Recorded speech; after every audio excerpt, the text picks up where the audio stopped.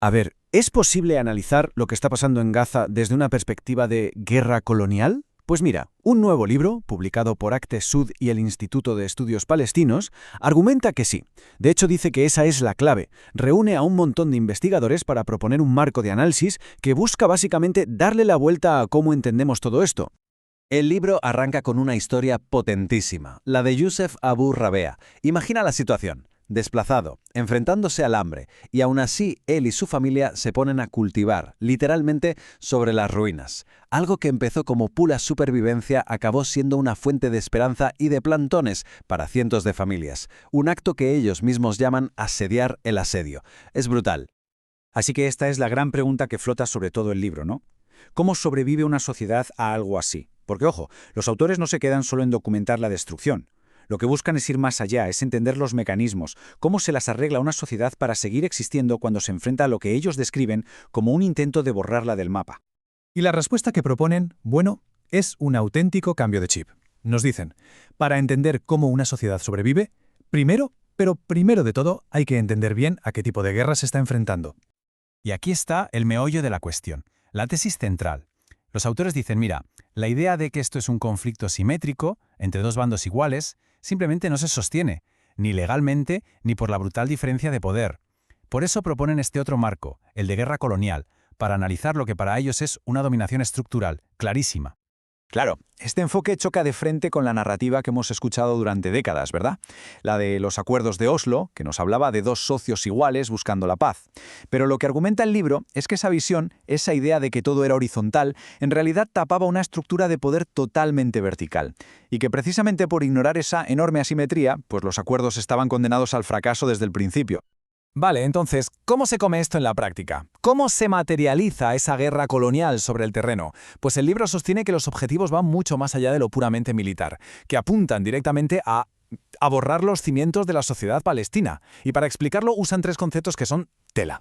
El primero de ellos es el urbicidio. Y ojo que esto no va de daños colaterales, ¿eh? Hablan de una destrucción deliberada, sistemática, del entorno urbano. El libro documenta cómo se ataca todo, desde las avenidas más modernas hasta el patrimonio con siglos de historia. El objetivo, según ellos, muy claro, hacer que Gaza sea literalmente un lugar imposible para vivir.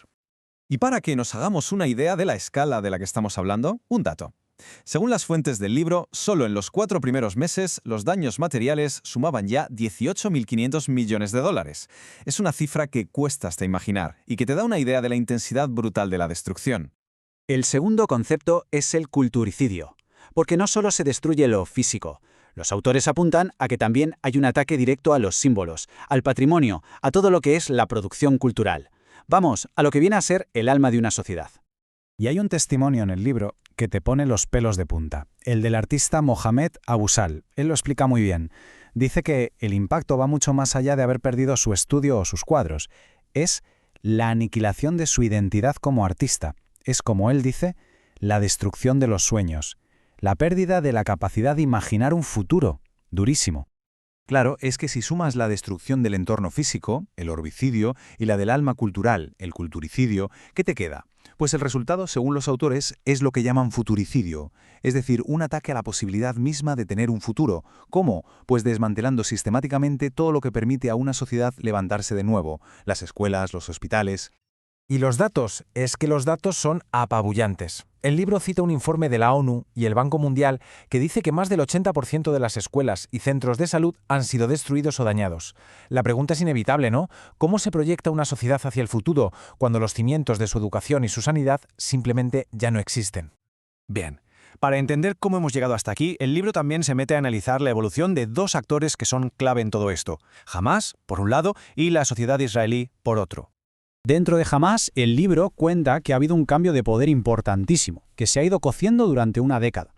Básicamente, el liderazgo que estaba en el exilio fue perdiendo fuelle frente a la facción de dentro de Gaza, que está mucho más conectada con el territorio y con el ala militar.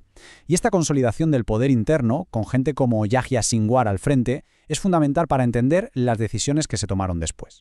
Y si miramos a la sociedad israelí, bueno, el libro insiste en que no es un bloque de granito, ni mucho menos. Su política interna está súper marcada por divisiones étnicas, sobre todo entre judíos Mizraim, que son de origen oriental, los Ashkenazim, de origen europeo, y también una comunidad rusoparlante muy importante.